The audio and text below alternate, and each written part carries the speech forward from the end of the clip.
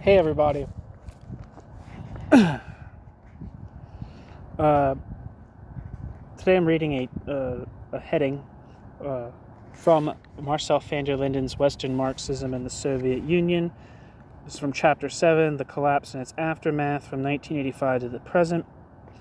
And the section that I'm reading is Theories of Bureaucratic Collectivism, which includes a section for Loone, Brenner and his critics, and Barry Finger.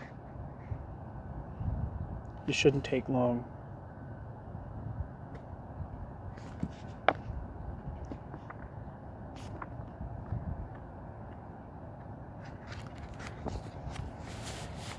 Theories of bureaucratic collectivism. The theoreticians of the new class society also began to relativize the power and deficiency of the bureaucracy, while previously Ritzi, Burnham, and others had characterized the Soviet Union as a well-oiled, smoothly functioning social system capable of competing with capitalism in every respect. More emphasis was now put on internal contradictions.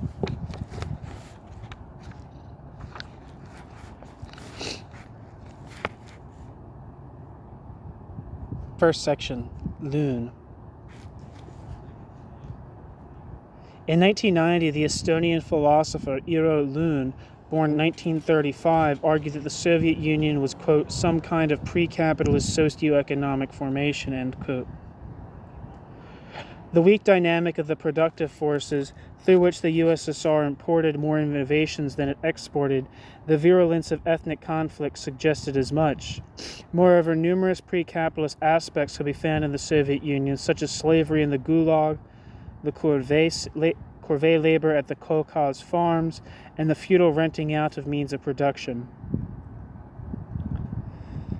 Quite possibly, elements of the Asiatic mode of production had also been present. The owners of the means of production were not individuals but collectives, namely the hierarchies around the Politburo, the party, and the government. Loone did not state unambiguously how, in his view, Soviet society should be characterized, but it was in any case clear to him that, quote, an advance towards capitalism would be a good thing in the Soviet Union, end quote.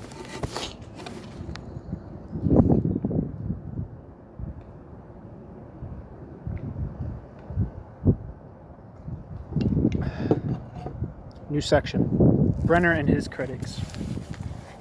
In some writings published in 1989 to 1991, the U.S. historian Robert Brenner, born 1943, who had previously become famous for his path-breaking contributions to the debate about the European transition from feudalism to capitalism, also portrayed the Soviet Union as a form of society which showed a resemblance with pre-capitalist societies. The Soviet Union, in his view, is more like a, quote, old regime society based on a mix of coercion and corruption than it resembles advanced capitalism, end quote. Politically, Brenner also thus aligned himself with the theoreticians of bureaucratic collectivism such as Joseph Carter, who had also characterized the USSR as reactionary. What was I going to say? I don't know, but a lot of people that subscribe to bureaucratic collectivism thesis have contributed to Against the Current, and Against the Current is also the group that Brenner was oriented around, or a group at least that he was oriented around, in addition to being an academic. The logic of the system, according to Brenner, was to be found in the non-capitalist way in which the surplus product was extracted from the direct producers. The bureaucratic ruling class strove to maximize the total social surplus because, quote, the greater the social surplus available to it, the more easily it can achieve any particular aims it might have, end quote. Brenner. In order to realize this maximal output, the bureaucracy was compelled to utilize the labor power of every worker. Quote, there is no interest in a surplus army of unemployed if you own the means of production and you are trying to maximize output, end quote. Brenner. The consequence is a certain attachment of the workers to the means of production, as, for example, Mohan has postulated. Quote, while workers have little control over their means of production and subsistence, they also have had secure employment. The bureaucracy cannot, as a rule, find it in its own interest to lay people off or fire them. The bureaucracy cannot, therefore, successfully use the workers' dependence upon unemployment, as can capital, to render them economically dependent upon the bureaucracy. On the contrary, the bureaucracy must seek strictly to control labor mobility so that workers do not capitalize on the bureaucracy's insatiable demand to have their wages bid up by competing firms. Because workers are thus essentially merged with their means of production and subsistence, the bureaucracy finds it difficult to subject them to managerial control. Instead, the bureaucracy must squeeze out its surplus by forcing it from the workers, ultimately through its total control of the armed forces and the police. Because there was no real labor end quote. Because there was no real labor market, labor power was no commodity either. The quote quasi-feudal society, end quote, this quote quasi-feudal society, end quote, owed this quasi-feudal society's dynamic to an important extent to its capitalist surroundings, which forced the rulers to reinvest the surplus and accumulate. At the same time, this accumulation process was structurally handicapped. On the one hand, because the productive units and their managers were not stimulated to innovate and produce in response to demand. And on the other side, because the workers had no say over the surplus.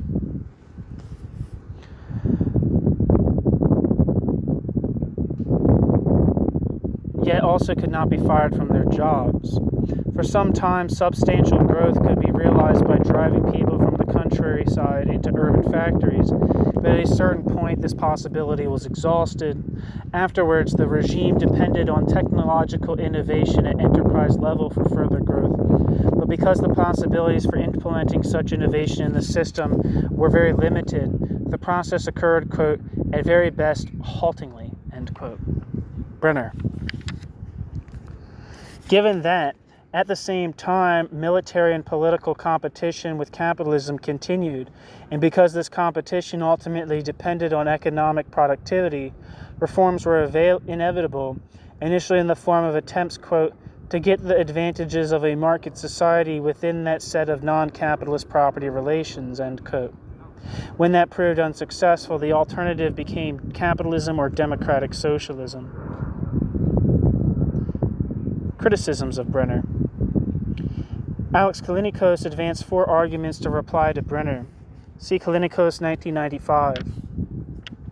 Firstly, Callinicos claimed that Brenner's explanation of stagnation in the Soviet Union remained too general.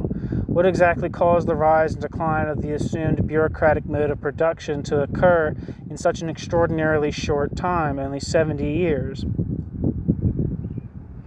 Secondly, Brenner had underestimated the lack of freedom of the Soviet workers. Because labor turnover had also been great in the heyday of the Stalinist era, and in the period following the Second World War, a genuine labor market had existed which allocated workers between sectors, regions, and enterprises. Thirdly, Brenner had underestimated the efficiency of Stalinism. For a long time, the growth rate in the USSR was high, and the fact that the production of consumer goods trailed behind was due above all to prioritizing the arms industry. Finally, Brenner allegedly operated with a, quote, abstract and normative theory of capitalism, end quote, meaning he failed to recognize that within capitalism, quote, state direction of the economy for the purposes of military competition, end quote, could occur. See Callinicos, 1995. Curious, I was meaning to read this piece by Callinicos, a piece by Callinicos. I want to see if, real quick, if that's the piece. No, it's not.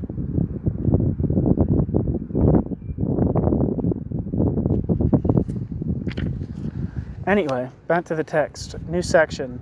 Finger. An analysis similar to Brenner's was developed after the collapse of the Soviet Union by Barry Finger, a member of the editorial board of the magazine New Politics, founded by the ex-Shachtman supporter Julius Jacobson. 1939. Jacobson.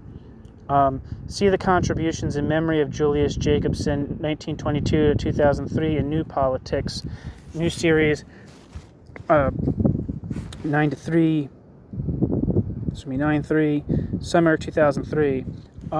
Yeah, I have a piece by Julius Jacobson, a couple. I have what's it?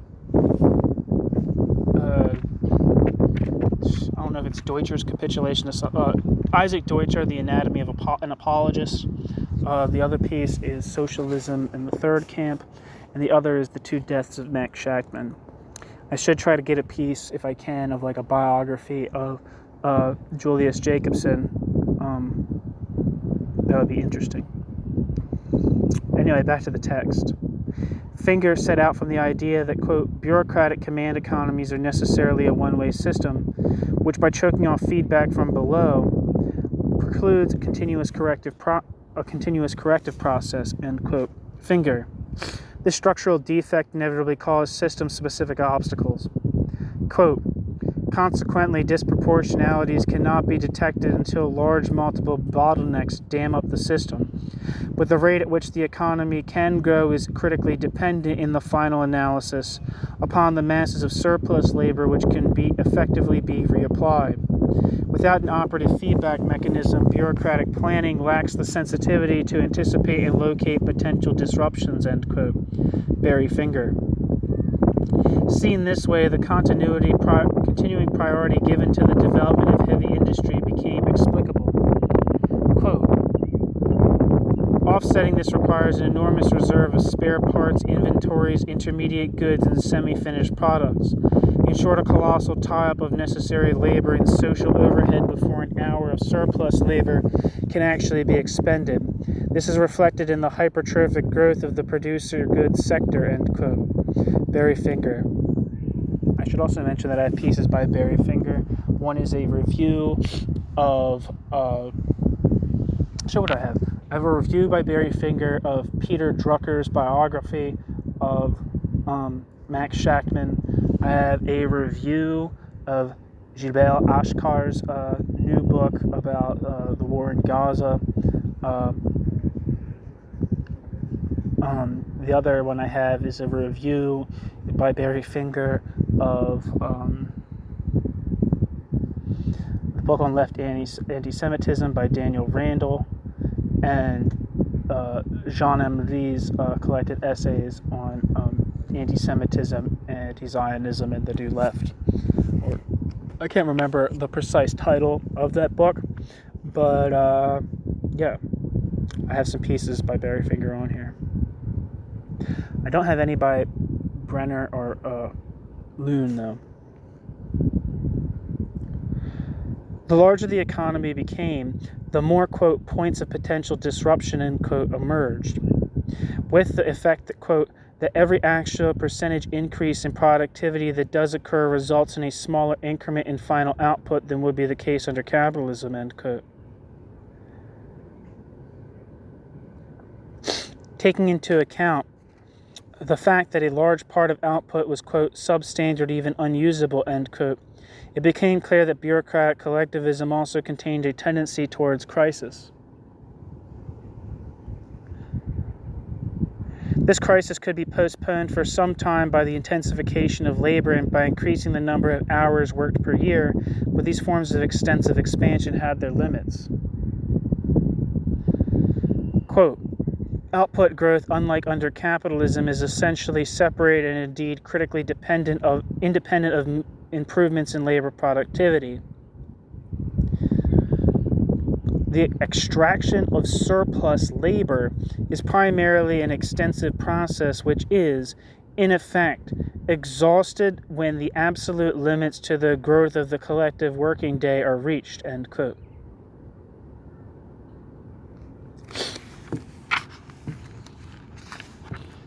So, I feel like I want to reread that because it's in italics. The extraction of surplus labor is primarily an extensive process which is in effect exhausted when the absolute limits to the growth of the collective working day are reached, end quote. Bare Finger. The point at which these limitations were reached depended, among other things, on the natural growth rate of the population, the input of the rural population, and the possibility to draw workforces and material inputs from other countries via, quote, imperialism, end quote. In the USSR, the end was in sight in the 1980s. Especially the intermediate strata, including the factory and enterprise managers, revolted because they lacked political power and received instructions which could not be put into practice. The more the central ministries disintegrated, the greater the power of the managers became, but they failed to accomplish any smooth transition to capitalism, given the lack of a viable monetary system and effectively functioning markets. Quote, without massive economic intervention on the part of the West, the new men of power may find themselves unable to walk on capitalist legs without heavy reliance on bureaucratic crutches, end quote. Barry Finger. Thanks for listening.